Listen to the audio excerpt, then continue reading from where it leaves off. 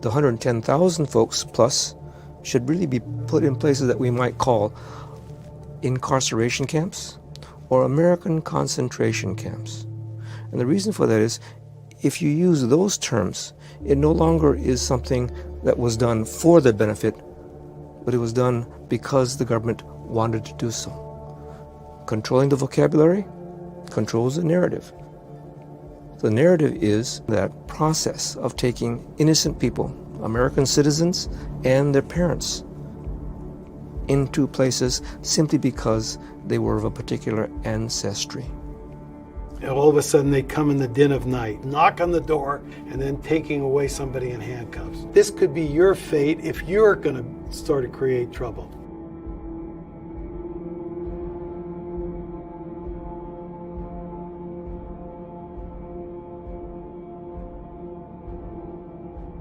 The instinct to control and to repress through the creation of a shadow system of law enforcement is, I think, what links Guantanamo to Loop. Tule Lake had a stockade, a prison inside a concentration camp, in which soldiers clearly tortured people.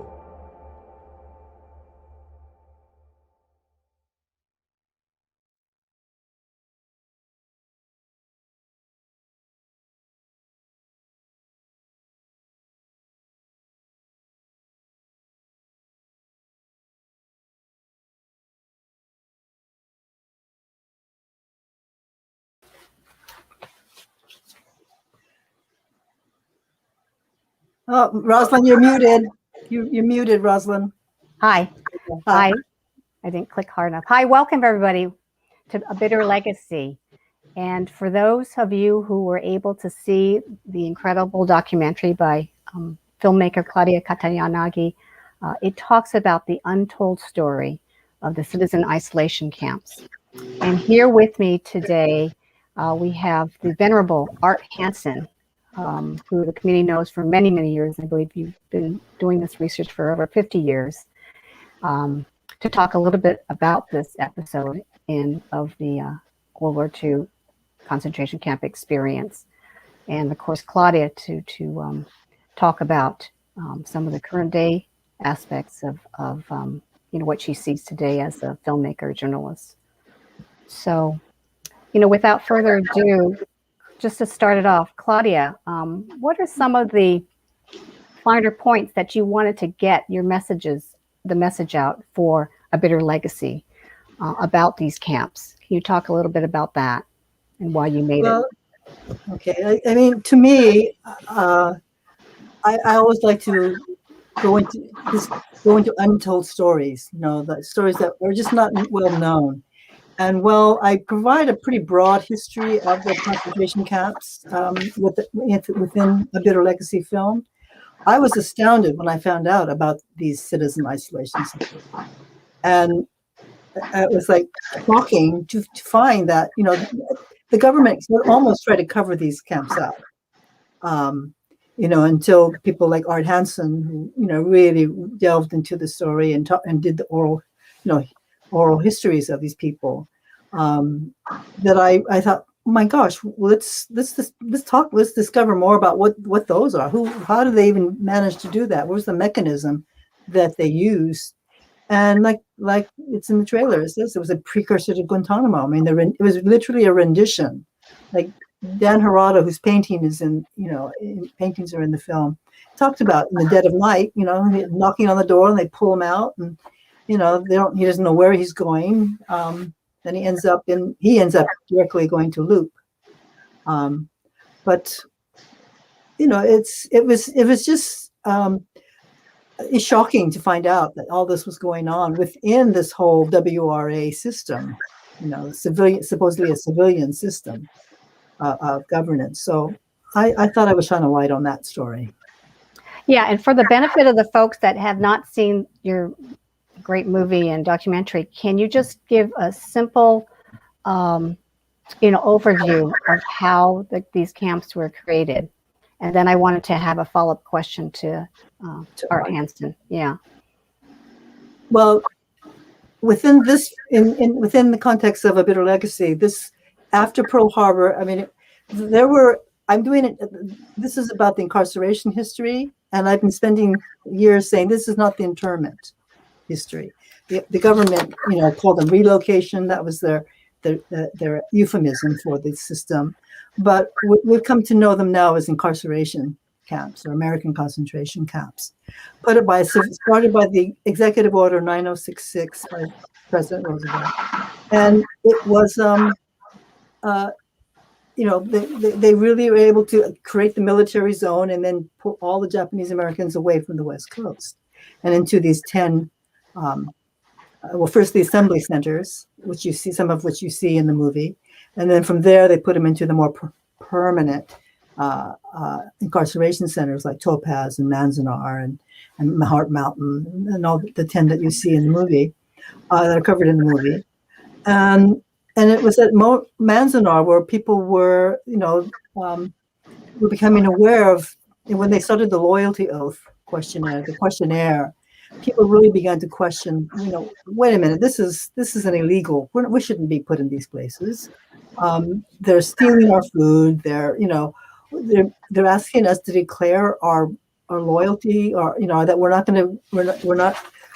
In a way, the question, without going into the whole details of the loyalty questionnaire, they started to isolate people who were questioning the authority, because they realized that, hey, if everybody starts thinking in the same way, they could have, when people start resisting those momentum, and they could have a real problem in the camps.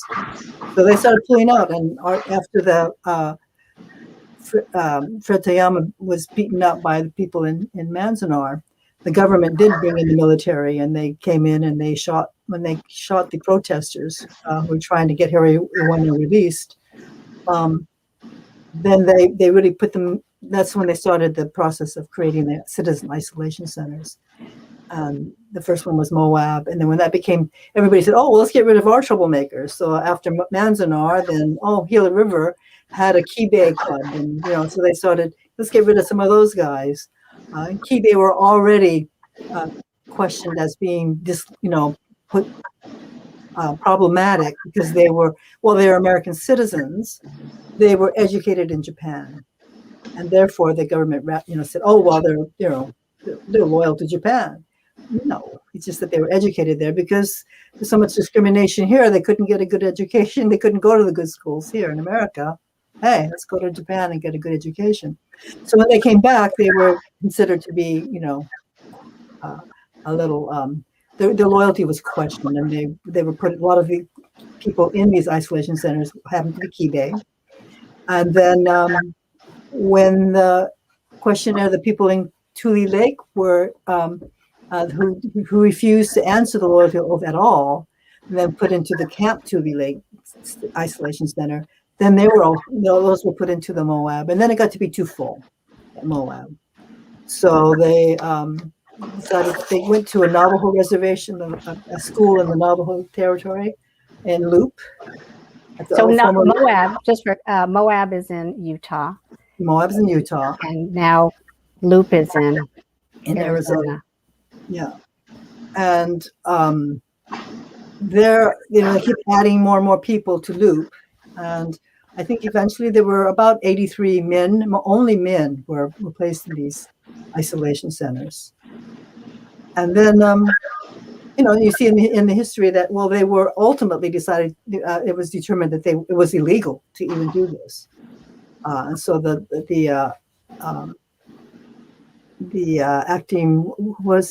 Solicitor General declared these isolation centers to be illegal. They closed them, but instead of releasing everybody back into the other incarceration camps, they put them in the Tule Lake Segregation Center. And that, created the prison within the prison there. So, yeah, it seems like, I'm sorry. Go ahead. Yeah. No, it seems like it's a story about how the government treated dissidents and they deemed troublemakers. And this follow-up question to this for Art is that, I know, Art, you've been had the privilege of interviewing a number of folks like Harry Ueno and other dissidents. And can you talk a little bit more in detail about how you came to understand, what they went through and how the government used them or treated them and moved them around in these citizen isolation camps? Yes, actually, in my own situation in 1960, when I was a senior at University of California, Santa Barbara, I had a professor that was a visiting professor from Harvard in a sociology class, and we were asked to write about some, incident or issue or something within in ethnic history and everything that would be very revealing and helpful and everything. And I knew Japanese American students, and I knew a little bit about the camps, but not very much. And so I ended up writing this paper, and it was a shoddy paper in the sense that, all of the articles that appeared in journals at that time, like Newsweek and Time and the like, they called the incarceration experience a blessing in disguise. That it broke up the ghettos. It got people to go to these camps where now they could be cheerleaders and quarterbacks and everything else like this. And I fell right into that trap and titled my paper unimaginatively, A Blessing in Disguise. So then I had to live down that situation. And as time went on, et cetera, and I started out doing work in Anglo-American intellectual history. I wasn't doing anything with Japanese Americans. I finished my dissertation, and I decided during the time that the riots were going on the campuses, including Cal State Fullerton and everything and we had a major showdown. It looked like a preview for me of what I ended up studying in the Manzanar riot, with the police all lined up and then the dissidents lined up against them and everything. So that really got me involved in it. And so I said, what I want to do is to concentrate my attention on Japanese American history. And so I had friends and colleagues who had been at Manzanar. So I chose to work on the Manzanar riot, which had not really been written about very much. And all of the details about that were down at the UCLA Research Library. And then in addition to that, I started interviewing people who could give us first-person testimonies about it. So that's how it got started. That and in writing about the Manzanar riot, I tried to revise the perception of, like Ted talks about, changing the narrative. I wanted to change it. It wasn't a riot, it was a revolt. That there were dissidents in the camp, and they did mobilize their discontent, and they did take issue not only with the government and the War Relocation Administration, but the Japanese Americans who were accommodationists, who were collaborators with the government, and particularly the people who were the leadership of the Japanese American Citizen League. And so I tried to show in that article that if you took a look at what happened in Manzanar leading up to the riot, and instead of giving the perspective from the government's point of view or from the JCL point of view, if you gave it from an ethnic perception, from the people who were in the camps, you could see these things and how this came about. And then the one person I wasn't able to interview very much that I wanted to interview was Harry Ueno, because he was the central figure in the Manzanar riot. And everybody told me he's in Japan or he's dead.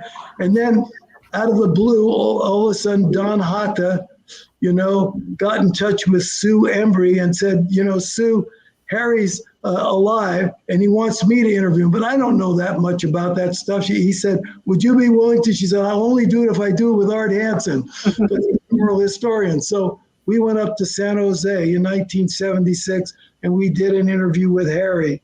And in the course of that interview is when I started to find out all about not only what happened at Manzanar, but after Harry left Manzanar and he ended up at Moab, an isolation center, and then he went to another isolation center at Loop, and then he went to a segregation center at Tule Lake. So then that helped me put together the sort of narrative. And I've been spending the rest of my time really dealing with resistance of all sorts. I have a book coming out in a couple of months, University Press of Colorado, and it's called Beyond the Betrayal. And it is the memoir of Yosh Koramiya, who was one of the 300 draft resistors in the camps during World War II, but the only one who has written a book-length memoir. So I've edited that memoir, and Eric Muller, who was involved very centrally in A Bitter Legacy, the film, has written the forward to that. And then I've had, I'm trying to think of it, Lawson Inada, the great poet, had written a poem in honor of Yosh Koramiya, and so I've included that poem as an afterword, and then Lawson has written another poem that's in a preface to it. So that book but that is something that's just addressed a little bit in the Bitter Legacy film, but that becomes a very important sort of thing. Yes. And the other sort of work that I did that's related to resistance, in 2018, I edited the memoir of James Omura, James Matsumoto Omura, and he's the one that stood up at the hearings, the Toland Committee hearings in 1942, and said, "Has the Gestapo come to America?" And then he was the only journalist that stood behind the draft resistors and defended them. And how was he treated by the JACL? He was treated as a pariah. He was treated as an outcast and everything. They made it difficult for him to get any jobs and everything. He even broke up their marriage and stuff. So, that book came out. And then I wrote another book of my essays over the years called Barbed Voices in 2018. And what that does is to track the kind of resistance that went on in all of the different camps. Not just Manzanar. And I spent most of my time, in the beginning of my career studying on Manzanar, but then I branched out to there, went to all the different camps, interviewed people at all these places, visited the sites, visited Moab, visited Loop, etc. So, I'm kind of in it up to my neck and everything.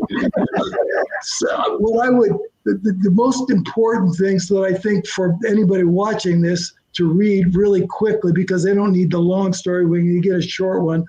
But I wrote the entry for the Dencho Encyclopedia that deals with the Moab and Loop isolation centers. And so they should look at that. They probably should look at the book Barbed Voices, because they're included at the beginning of it is the essay, which previously was in a journal. It's now in that book on the Manzanar riot. So they should take a look at that. I don't say this as self-promotion. I say it as a way of being able, to show what a klutz I was and what a klutz most people were, to be able to think that 120,000 people are going to be so passive and just say Shagata Ganai and not really be able to stand up on their back legs and fight back. And so this film shows how much of a fight was put up in the camps. And that's the new narrative that has to be followed. And that's the new narrative for America that has to be followed.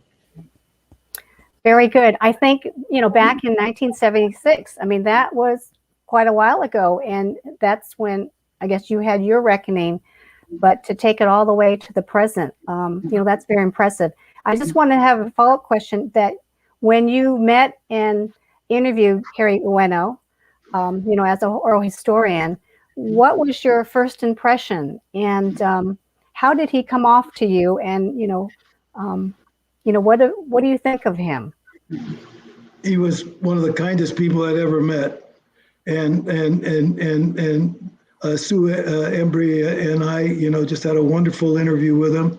And the only squiggle was this: in the middle of the interview, I asked him. I said, a lot of people claim that you assaulted Fred Tayama, and Fred Tayama was the biggest name among the JACL people at Manzanar.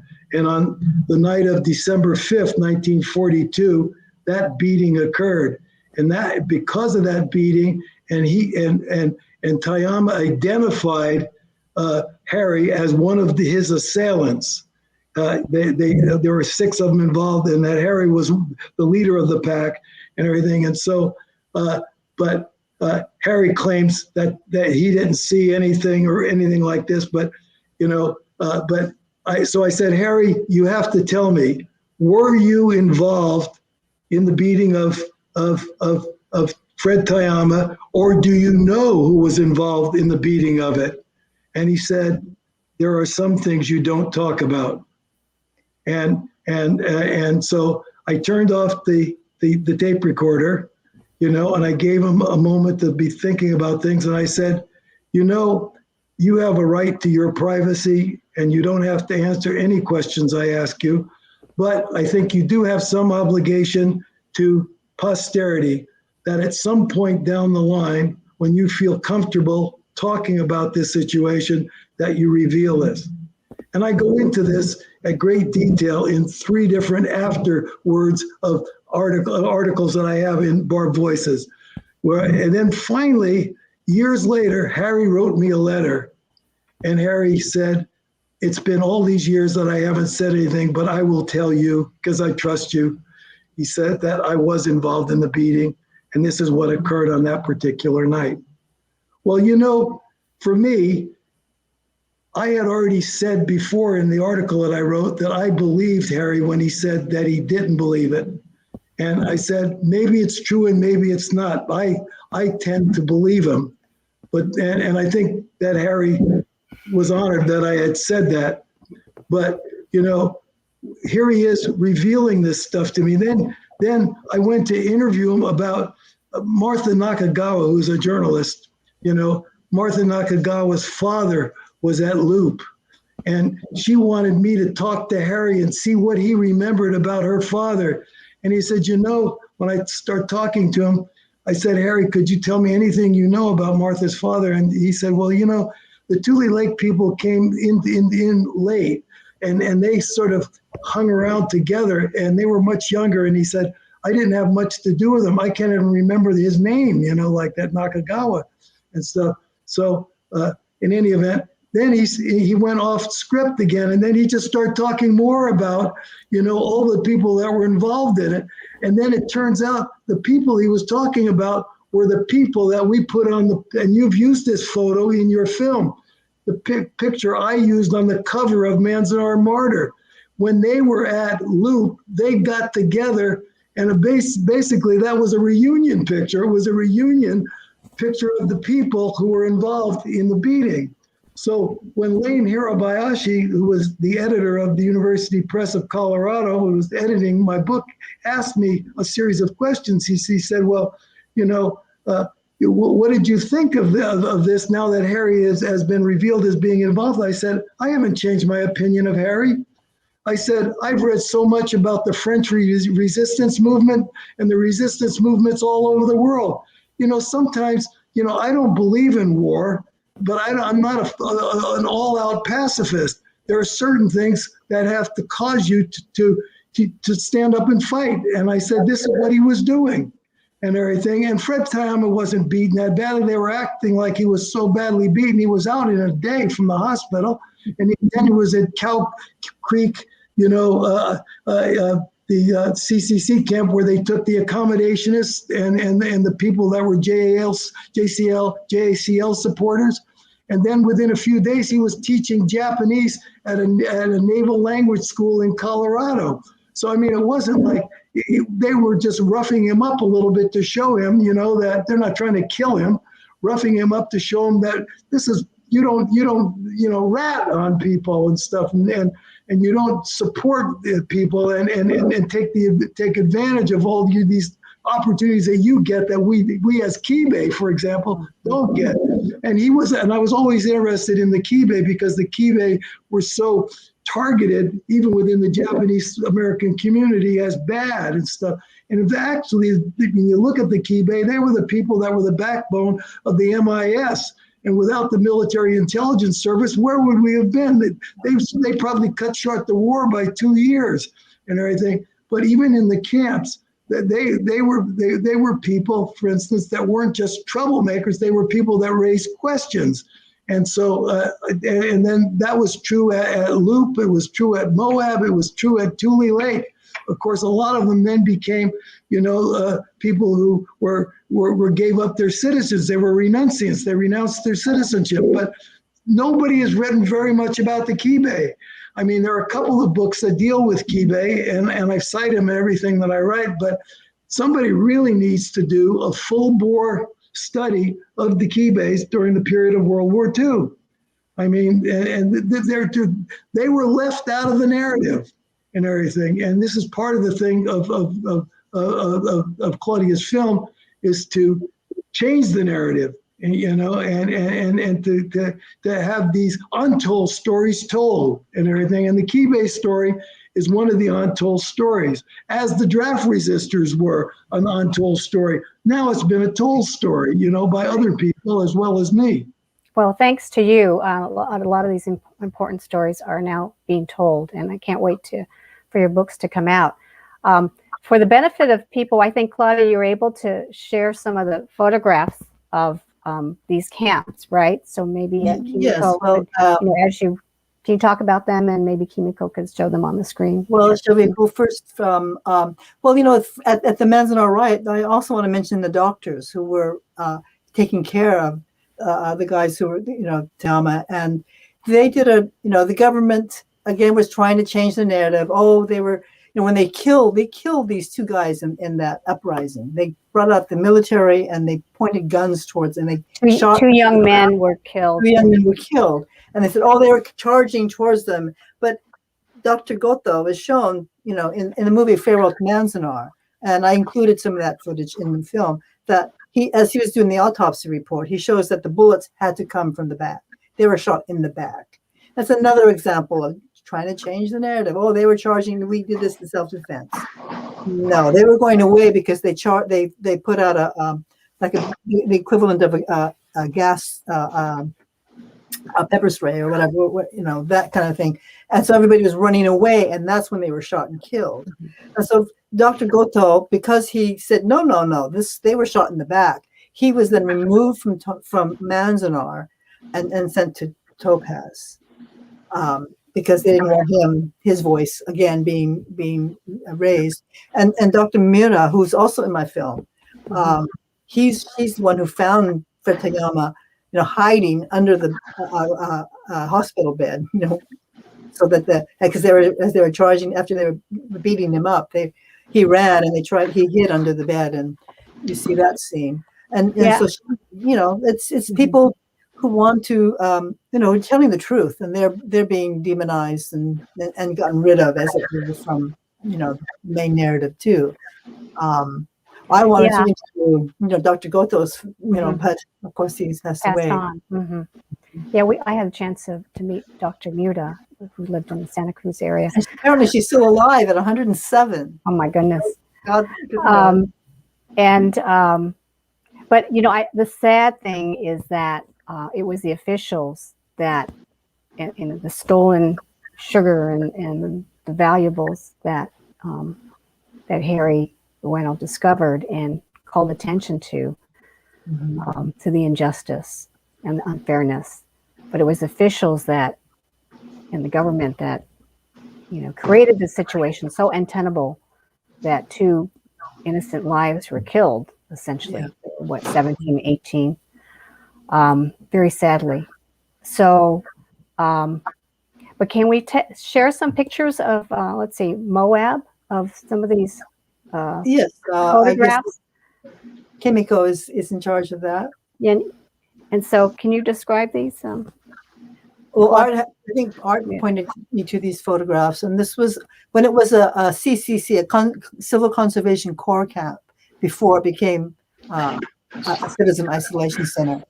And the main road in the bottom right-hand corner, you see the road, and you would go in the diagonal. That's how you would enter the Moab site. I have recently gone there I was invited with the state senator, Utah State Senator Jenny Iwamoto.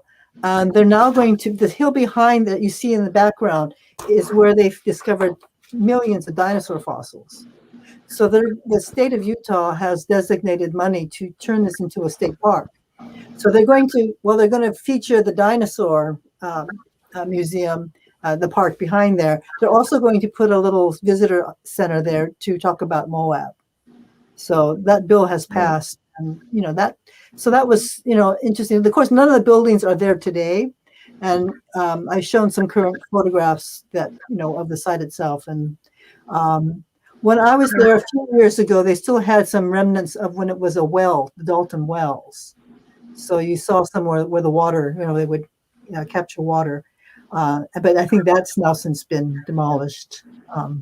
Talk about isolation. It's pretty isolated. And a shout out to Annie Iwamoto, state senator, to make to work with her Republican colleagues to make this a reality. And I believe they're going to try to have a memorial marker to designate the Moab site and to tell this story, this untold story there. So, and here's the Block 42 resistors who were taken from Camp Tule Lake and brought to Moab. This is a shot of Moab in the background. You see the barracks. And can you we didn't go into that. Can you describe the resistance that happened at Block 42 in Tule Lake? And it's a different story from the Manzanar story, because you and Art Hansen described that, the Block 42 story, and how they ended up in Moab and or Luke. Yeah. You want to take it, Art? But well, you'll see a picture. There's a picture I was going to show of them when they were in Tule Lake. But these are the guys who were in the film. I actually give their names, and one of them is the brother of the Tanimoto's brothers, who are Jim Tanimoto is currently active and talking about this history, because they were the ones who were brought out into the courtyard and had to face a firing squad. In the Maury. Yeah. Well, Maury and Jim Tanimoto were also involved in that. And as he describes it, I mean, if you get pulled out of your bed in the middle of the night, thrown into put into a courtyard with a light shining on you, with finding yourself facing men with, rifles pointing at you. And apparently one or two guys basically went a little, yes, he had post-traumatic stress and was never quite the same after that. But that kind of abuse went on, and almost all these camps on some level, and then they would, not talk about it. But so they were isolated and they were resisting. They didn't resist. They just refused to answer the questionnaire. Are you a loyal American citizen? They had to say yes or no. They just said we refuse to answer. Are you loyal to Japan? They just refuse to answer. Are you serving the armed forces? They refuse to answer. So because that was seen as resistance, they were then isolated and removed. I think Roger Daniels makes it very clear in the film how large a percentage of the so-called people, the no-nos at Tule Lake, never said no. They said nothing on the things, and they were just treated as though they were no and everything to the questions. On that, I'm not an expert on the Block 42 incident, but I think the person that is an expert on it is Barbara Takei, and Barbara Takei has written the entry on the Tule Lake Segregation Center in the Densho Encyclopedia. So I think the readers should look at that. She's writing now a full-bore book on Tule Lake with Roger Daniels.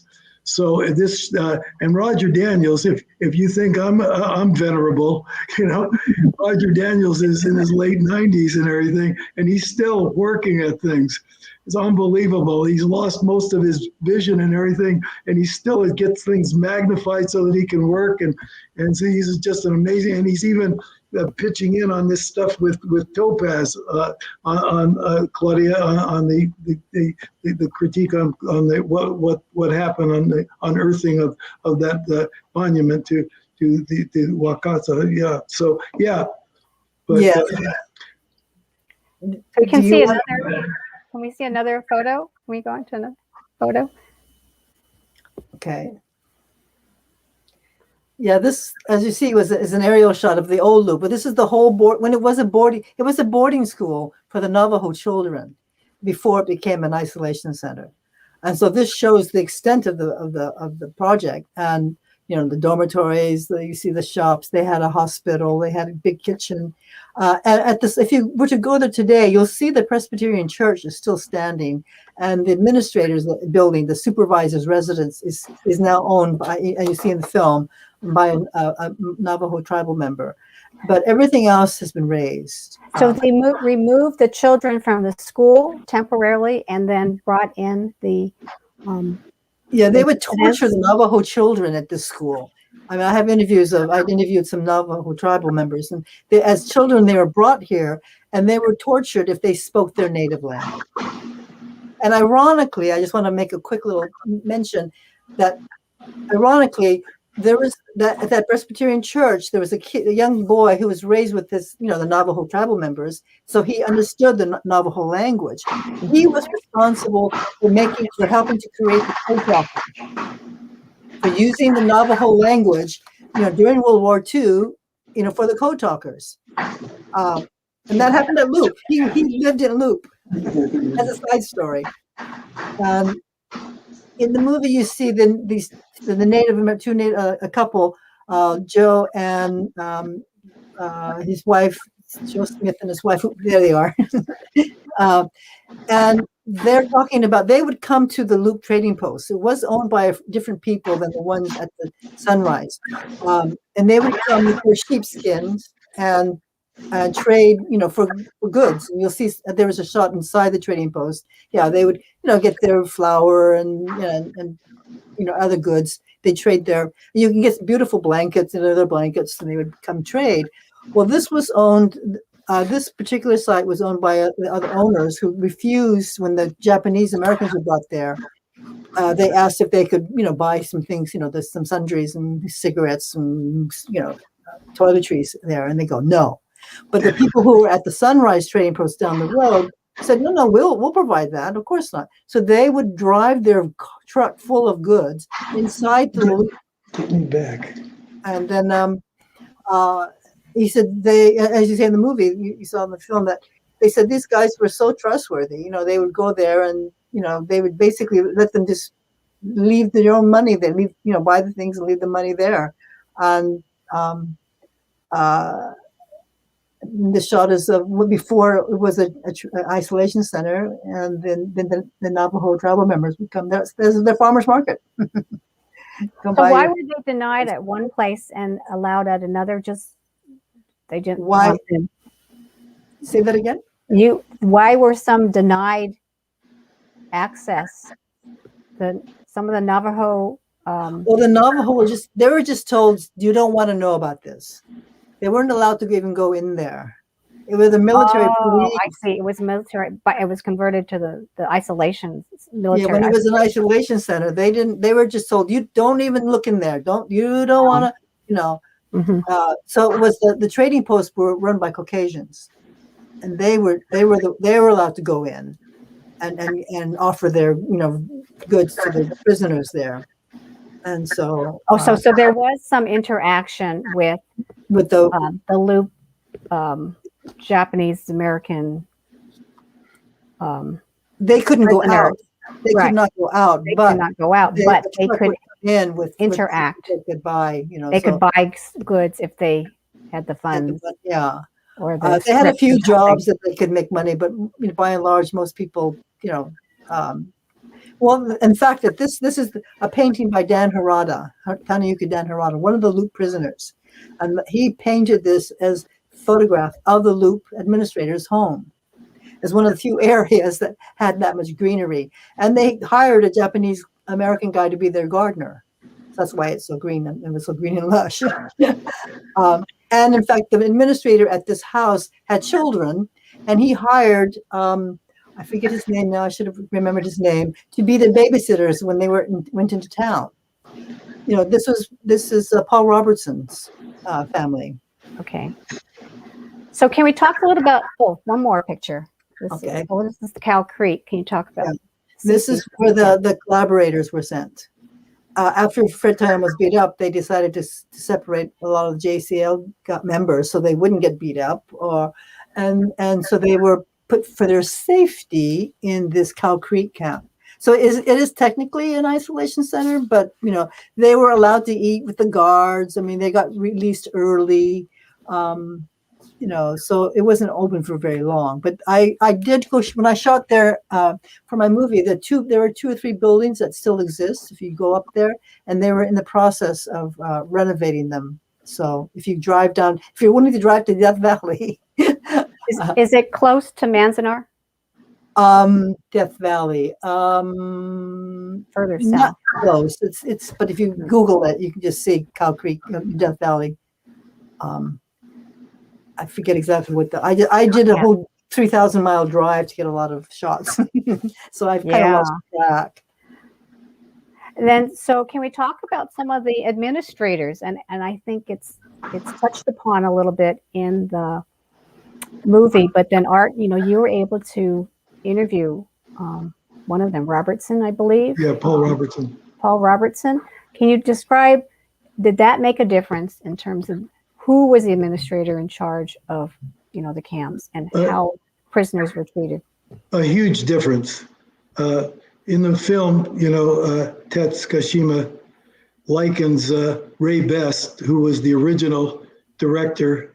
At first, he was a director at Moab, and then he came over to Loop.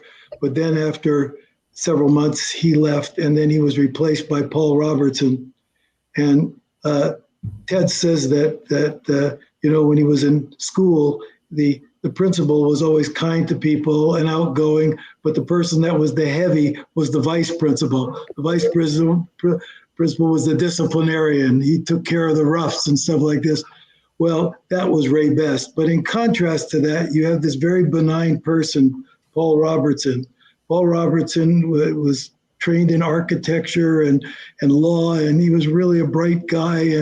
But he was very religious.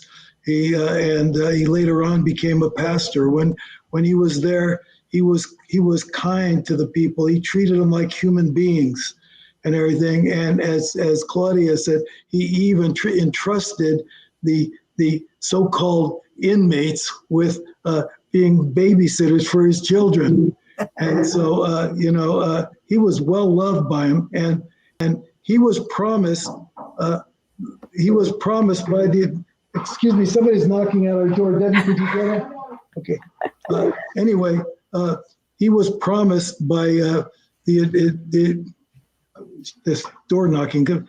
Paul Robertson was promised that when they were moved from Loop to Tule Lake, they would not be put in the stockade. But when they got there, they were all put into the stockade immediately. So they were put in a prison within a prison and treated as pariahs right from the get-go. And this having come from where they were treated like human beings by Robertson. Fortunately, Robertson was the associate director at Tule Lake. And so they still had his presence there, and he still continued his relationship with these people who he had known from Loop. And he was very kind to them, people like Harry Ueno and others at Tule Lake. So, yeah. And Ben, he was at Tule Lake as well. He was the director. That's why he left Loop, to take over as a director.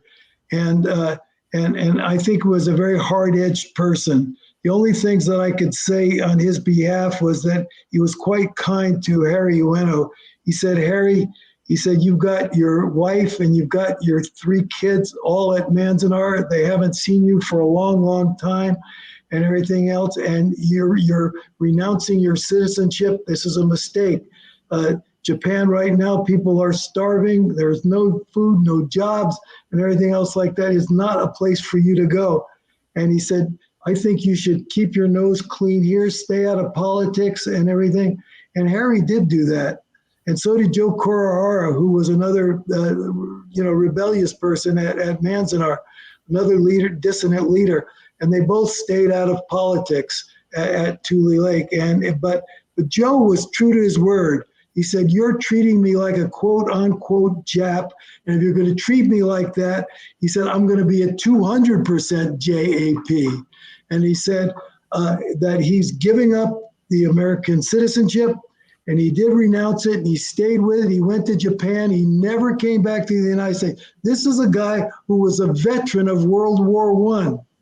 I mean, this was an exceedingly patriotic and respectable person, but he was true to his word. He went not back because he'd never been to Japan before. And his Japanese was kind of loosey-goosey. He went back to Japan and he lived there. And the only thing he did later on was he wrote this wonderful book about bonsai. It was a fantastic book, that he wrote, and he gave an autographed copy to Harry Ueno. When I interviewed Harry, he showed me the book that he got from Joe Kurohara. So, yeah. Yeah, another tragic figure in the whole World War II story. Yeah.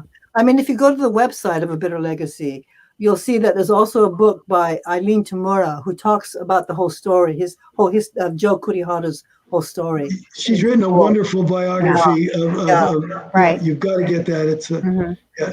It's a great book. Talk about a dissident who, a person who protested true to his word. And, he was one of the 13. They had originally a committee of 13 who were appointed to talk after the Manzanar riot to help intercede with the administration and the prisoners. And I'm happy to say that a number of years ago when her book came out, she came over from Hawaii where she lives, and I drove her to Manzanar and introduced her. She was the featured speaker. She was the keynote speaker at the Manzanar pilgrimage, and she gave a really great talk at that, and she's a wonderful person. And that's a fantastic book. Anybody should read her book on Joe Kurohara. Yes. Thank you. We have about 15 minutes to go, but I wanted to ask you, fast forward to some of the, we're talking about untold narratives, and this documentary is an excellent way to take a look at the untold narratives, right? And I know, Claudia, you're working on the Department of Justice internment camp stories on your next featured documentary. But fast forward to today or in recent years, what are some of the lessons that we can learn from this or take away from A Bitter Legacy? And how can young people understand this history better and learn from it, and then either move on from there or to get involved or be conscious of what happens today in terms of policies, dissidence, resistance, speaking up, taking action? Right. Well, I mean, first of all, I want to thank the Tadaima group, Kimiko Mar, especially because she has assembled an amazing group of, historians and documentarians. I mean, this is an extremely amazing learning platform. If you attend any of these pilgrimages, you just learn. I mean, if you're family, you learn about family. A lot of families don't talk about their incarceration history. So here you come here, and then you start conversations with your family. I mean, as I said, as Ted says in A Bitter Legacy, when people just have this social amnesia, let's forget about that. But when you learn, as you learn more, and you bring up conversations in the family, sometimes it is revealed. If you just go explore yourself, you'll find out a lot of history. And then when you learn from this, you realize, you see the injustice. History is being repeated constantly, and false narratives are told. And recently there was a desecration of an important site in Topaz, and so there are now a group of people who are Topaz descendants and even survivors who know about Wakasa, who was murdered at Topaz, and Nancy Yukai had discovered through the National Archives where that stone would quite possibly be. I mean, he was murdered, and the camp had a funeral service for him, and a lot of the Issei wanted to build a stone to commemorate him. He was shot walking his dog. He was an innocent man shot by a sentry, by a shotgun from one of the towers, and they did a false narrative. Oh, he was trying to escape. No, he had gone out. There are people who said that he walked his dog daily along that portion of the fence. So it's not as if he was trying to escape. He was just walking his dog. But that sentry was moved, and they said, "Oh no, the government story was that oh no, he was trying to escape," and they never corrected that story. And when the East States said they're going to build a stone to honor him, they said you had to destroy it. Well, what they did is they buried it, and so for 70, almost 80 years, this monument has been buried at the site on Topaz. And when Nancy said, "Oh, I think I know where it is," there was the group of people who said, "Well, we'll fund an archaeological, group to help uncover this actual stone. Since we have an idea of where it is, we'd like to preserve it, preserve the site, and have the stone removed in a preservation according to preservational standards." Well, the Topaz board decided they would just dig it up. While they were picking up garbage in Block 42, they said, "Oh, let's just dig up this stone." Well, they desecrated this very sacred spot, and so a group of we're people who are conditioned to protest and who have a voice. I mean, our ancestors, our families were there, and to desecrate this spot, we want to move forward and basically say we all have a say in how our history is told and how we honor people like Mukasa, the people there. In my film, I'm also doing a film on the DOJ camp. So here I spent 6 years saying, no, there's not internment, this is incarceration. Well, now I'm doing a film about the real internment camps, and there were more than 100 different sites that were used to. The very first person to be arrested was a Buddhist priest in Hawaii. Way before, I think an hour before martial law was actually declared, they'd already arrested this Buddhist priest. There were 10 ships that came from Hawaii. 8 of them went to Angel Island, sent them off to 7 or 8 different Department of Justice camps across the country. So the next film is about that. Here's the incarceration. A Bitter Legacy is about incarceration. This is going to be about the real internment. So we're going to, you're going to learn a lot of untold stories about the DOJ, Department of Justice system. These were a series of separate camps under the Department of Justice for the enemy aliens. Yes. Issei. Many of They were them not leaders. allowed to become. They weren't even allowed to become citizens, even though they were residents for decades. The racist policies from back then still. Chinese Exclusion Act. All Asians were going to be excluded from citizenship. And when did the Japanese actually gain citizenship? In 53? 52 of the 52? You say, yeah. Yeah, the Walter McCarran Act. Thank you. That's the good thing of having historians on the panel.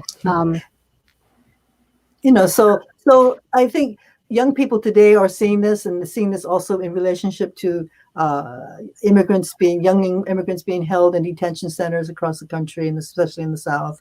So we've Suitor for Solidarity which is out with their voice and numbers saying, the history is being repeated. We of all people know what it's like to be incarcerated and to be detained because of our race, and we want to speak out on behalf of these people seeking asylum in this country, and that's having it is having some effect. Fort Sill was. They were going to detain kids there, and because of the demonstrations, and even the local people said, no, not in our back. No, we're not going to bring them here.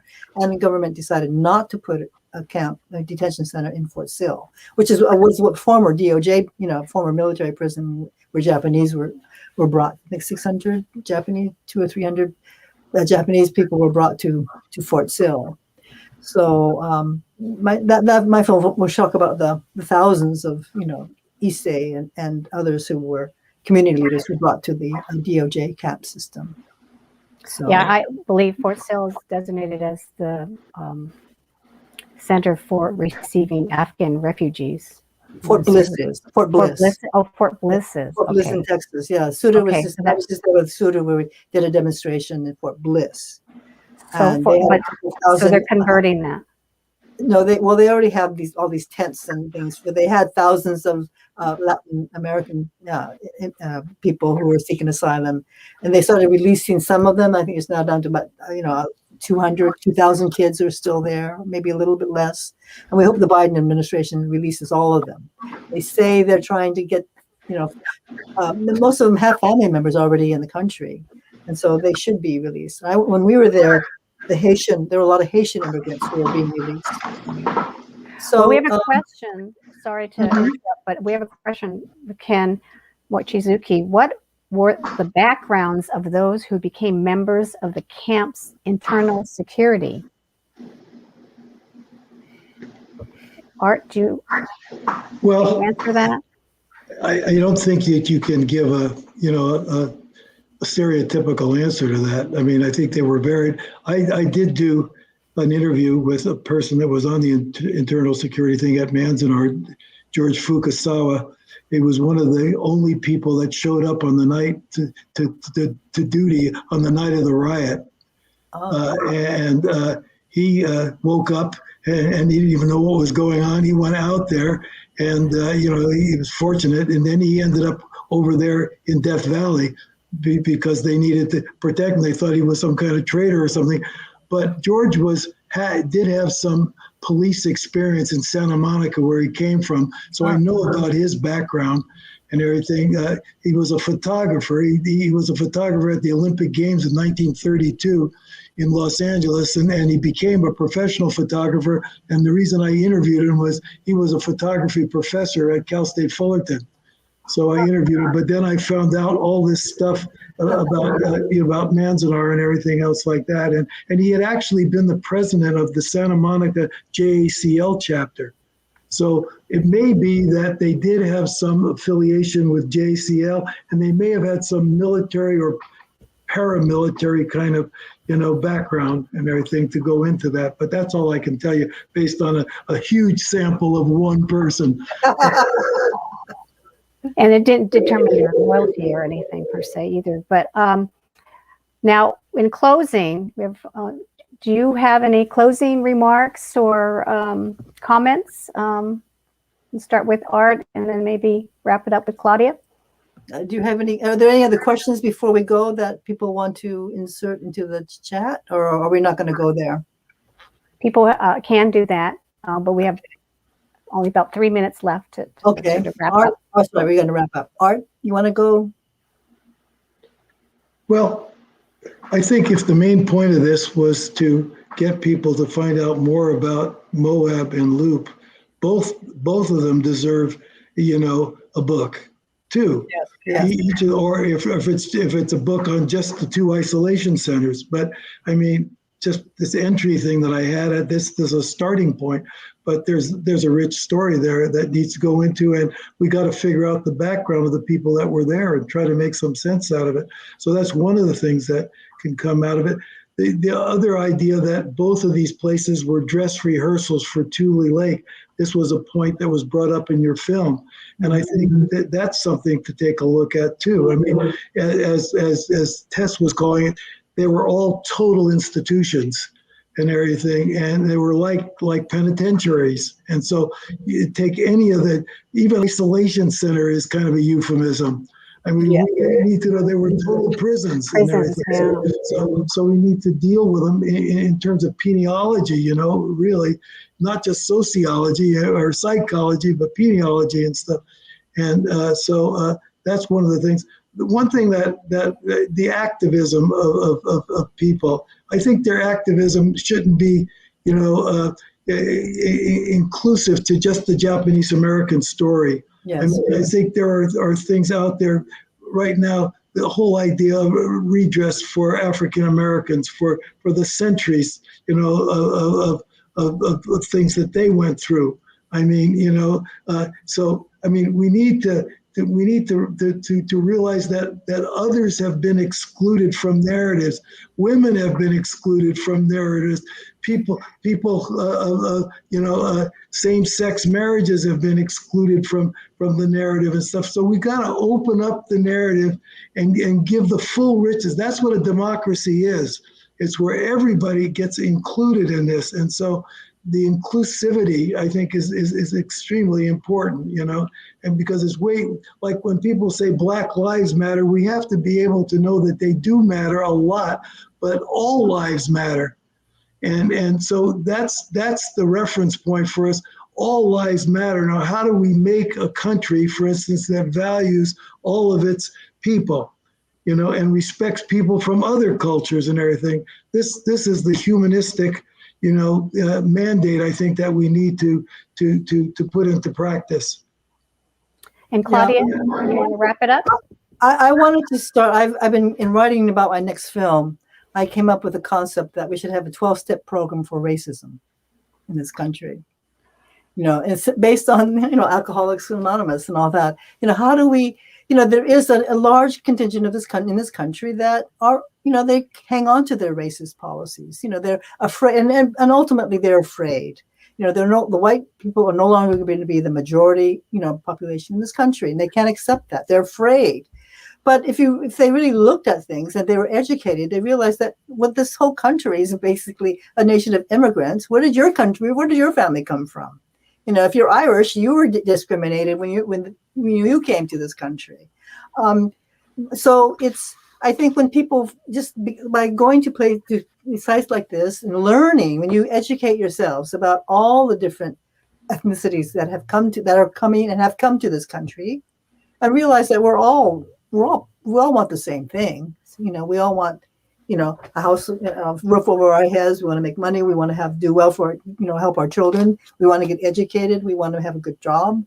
We want to be happy. And instead of, touting this hatred and this, but